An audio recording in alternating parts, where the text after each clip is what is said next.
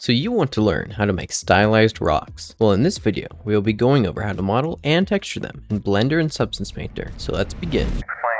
Okay, to start, just add in a cube. If you want to get these edge highlights, just go over here, select cavity, go into both, and increase the ridge and valley up to the max. Next, what we're gonna do is select all these faces, go up to mesh, select bisect. You should also add a shortcut here. I'll just set that to 4, then bisect it, and then just cut a little bit off. And then just do this over and over again from multiple different points of views, cutting off little bits at a time, cutting off little bits of rock until you get something that looks decent.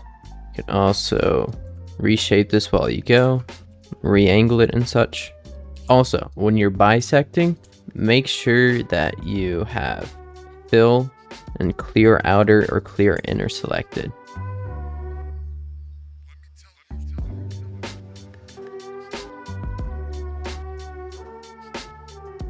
Okay, once you have your basic shape finished, just duplicate this and move it to the side.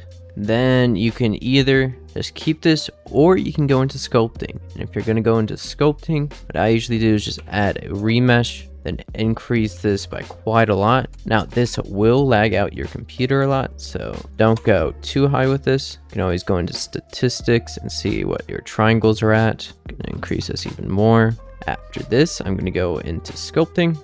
I have a whole series of brushes that I use that I will link in the description. They are free, so hopefully you can afford that. Then yeah, I'm just gonna sculpt a little bit. Make sure you apply the remesh modifier.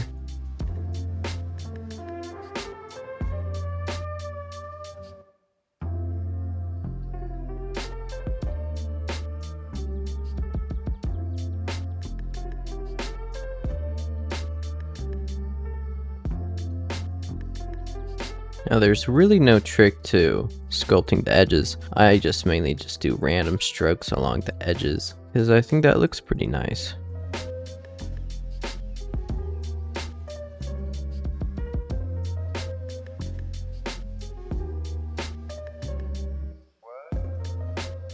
Okay, once all the edges are done, what I typically do is go in and add some of these. Just add some of these along the creases. Get some good detail in there.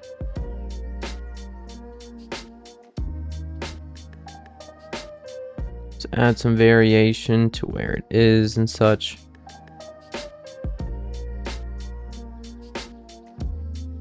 I'd say that looks pretty good. If anything, that's a little too many scratches.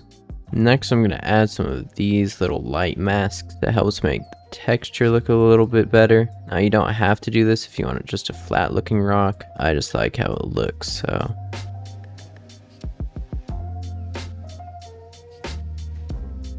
Now, since this is 2 million triangles, that's a little too much for a game asset. So we're going to bake all of this detail into this lower poly one, so it's only 68 triangles. So add the world origin there, and then snap that there. Select the high poly one, go to export, FBX, call this stylized rock high, selected objects, then you can go ahead and hide that. Now for the lower poly one, you want to select everything, select all edges, mark seam, press U, unwrap angle based, increase this margin a little bit, and then check out your UVs.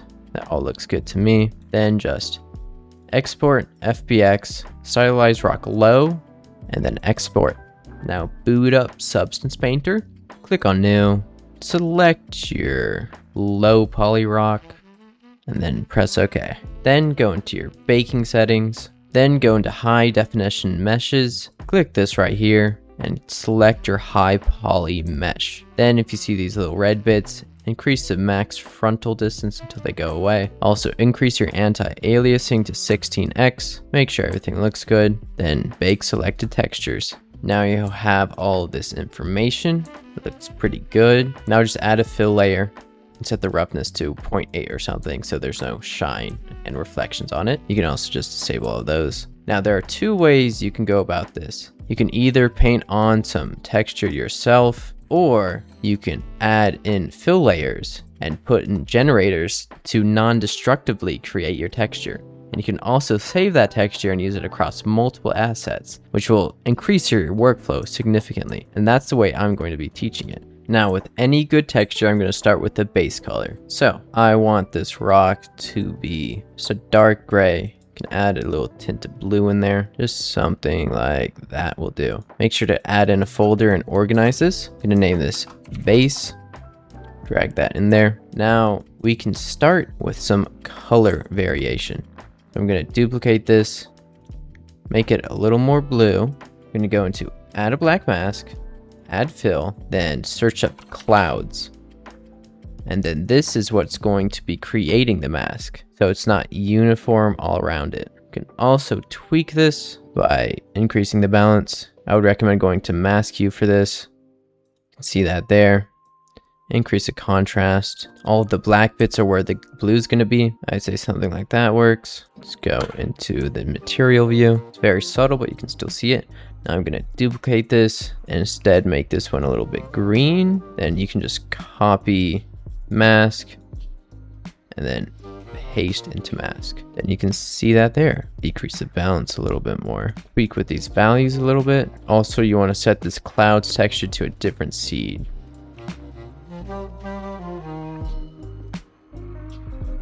Next, we're going to work on the edgeware. So add in a new folder, name this edges, add in another base color. You can do alt click to only work on the color, make this a little more gray, then go into black mask, add generator, search up curvature, then boom, here it is. You can decrease this balance a bit. You can also increase these things. Say something like that's probably good, just something like that. Then we can go into, make sure this is set to linear dodge, then add in a filter, add in a blur slope. This will add a nice little painterly effect. I usually set this to about 10, then play with the intensity a little bit. Then I add in a blur. So just add a filter, blur, play around with the intensity a little bit. Just want it to be very slightly blurred. And ultimately, just decrease this a little bit, like there. Always decrease this a little bit. Now we can duplicate this. Also name this high curve. This will be the medium curve. Set this to 100% so we can see it a little better. Then we can delete that blur node, increase the balance a bit. We want to decrease this huge and decrease this one quite a bit. Increase the large though, go like there, like that. You can decrease this opacity again. Then duplicate this, make this one just the sharp curve. Now for the sharp curve, you can remove that blur slope, increase the global balance, increase the opacity. Then you want to decrease all of these completely. You only want the sharp and fine ones. Create a nice little edge effect. Okay, now we have all of these. You can set the folder to linear dodge, then decrease the opacity, blend it a little nicer.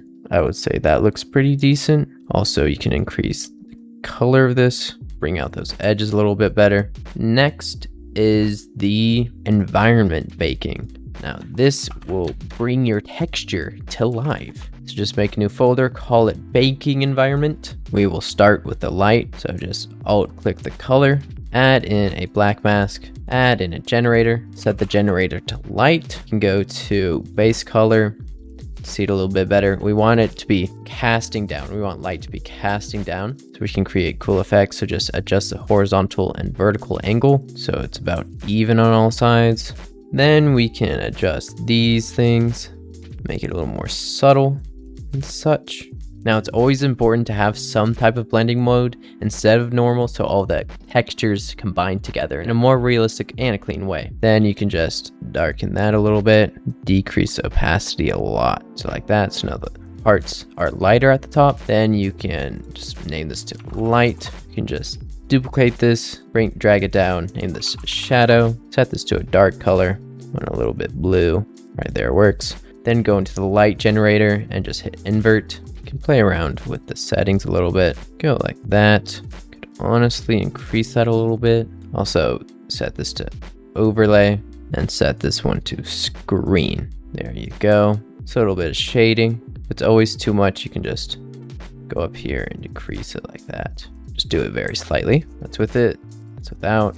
You can decide whether or not you like it or not, and you can always just disable that. Next, we're gonna add in some ambient occlusion. Just gonna name this folder other because it's gonna hold our moss, our dirt, and our ambient occlusion, just random things. So add in a fill layer, set this to a dark color, make sure it's only the color, add in a black mask with a generator, and add in an ambient occlusion. Make sure it's set to invert. This will just highlight the shadows. If your model like bends into itself, then it will highlight the shadows there. But since mine doesn't do that, it doesn't really matter too much. Make sure this is set to soft light this time. It's just a random blending mode. You can decrease opacity as much as you want. That just makes the shadows darker. I'd say that's a little too much. Next is the dirt layer. So what I'm gonna do is add in another fill layer. You can name this to a little dirt. Make sure it's only color. I'll set this to a nice darkish green. Something like that will do. Add in a black mask. Add in a generator.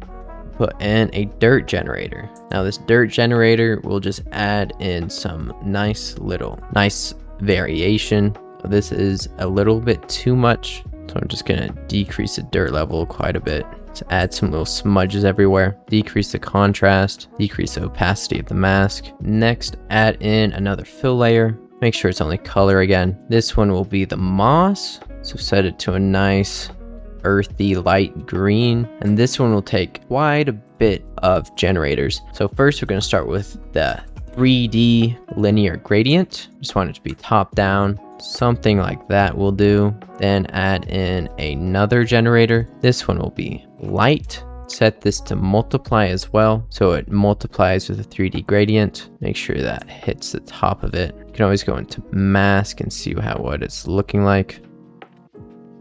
Just align this so it hitting the top bits. Also go like that so it fades a little bit better. Something like that will do. You can press M to go back to material mode. Something like that works well enough. That way it accentuates the top facing bits. Next, you're going to be adding in a fill layer. Set this to multiply.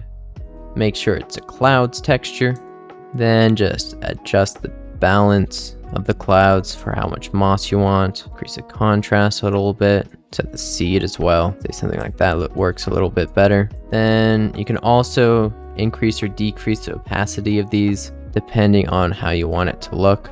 Then add in another generator. This will be the last one. This will be curvature. Make sure it's set to multiply. Now we're doing this to make sure the edges have less moss, as if they've been worn off or something like that. I don't know. So just set inverse and adjust the global balance. Make sure to remove all of these ones. Add a little bit of large, add a little bit of medium, add a little bit of soft, but mainly you just want it to be the points. And you can increase or decrease the balance accordingly. I personally set this mask to very transparent. There we go. And this is with and without the moss.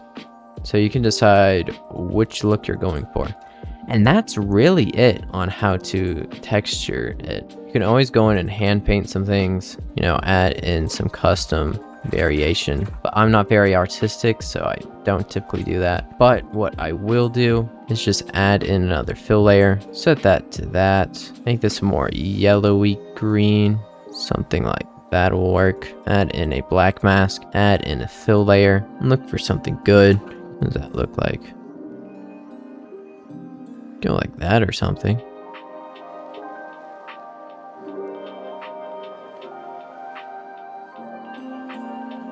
Okay, so if you don't have Substance Painter, you can texture it in Blender by doing this. So you select your object, go to Texture Painting, go up to Texture Slots, add a new base color, set this color to what you want the rock to look like. So I want it to be a dark, slightly bluish color. Say something like that works. You can uncheck the alpha and just add it. Then you can go up to here, select flat and then texture. That way there's no shading that's affecting it. And then you can just texture paint directly onto the model. Make sure you have good UVs too. So what I'm going to do is add in a new brush. I'll just select this one. I found this brush just by searching up spray brush in Google. So make sure this is set to view plane and then select random. You can also press Shift X to select the color directly underneath, as you can see there. And you can change it, do whatever you want. You can press F to adjust the brush size. You can do Shift F to adjust the brush stroke. So I'm just gonna be painting over it a little bit, add in some custom color variation. Now, I don't typically texture in Blender, so the end result might not look amazing. I'm still just gonna try it though. Then I'm gonna add in another brush. And this one will just be a simple little square brush with a little bit of gradient. Okay, so for the edges, what you can do is enable the cavity, then just paint over.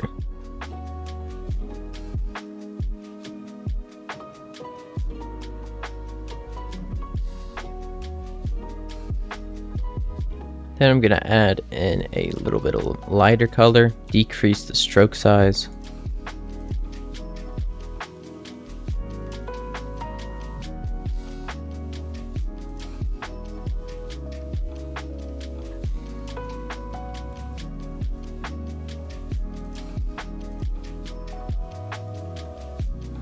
Okay, then that's the texture done. Since I don't typically use Blender, it doesn't look the greatest or anything, but you know, it is what it is. Let me compare it with the Substance Painter one. So obviously they are pretty different looking. The good thing about the Blender one is that it's free, but the downsides are that it's not procedural. So if you need to make a change, you need to alter all of it. But with the Substance Painter one, you can easily just go and change, like remove the moss, add some more edge wear, and all of that within like one click. If this video actually helped you, subscribing or liking would help a ton. Also, you should comment any questions or video ideas you have. Goodbye now.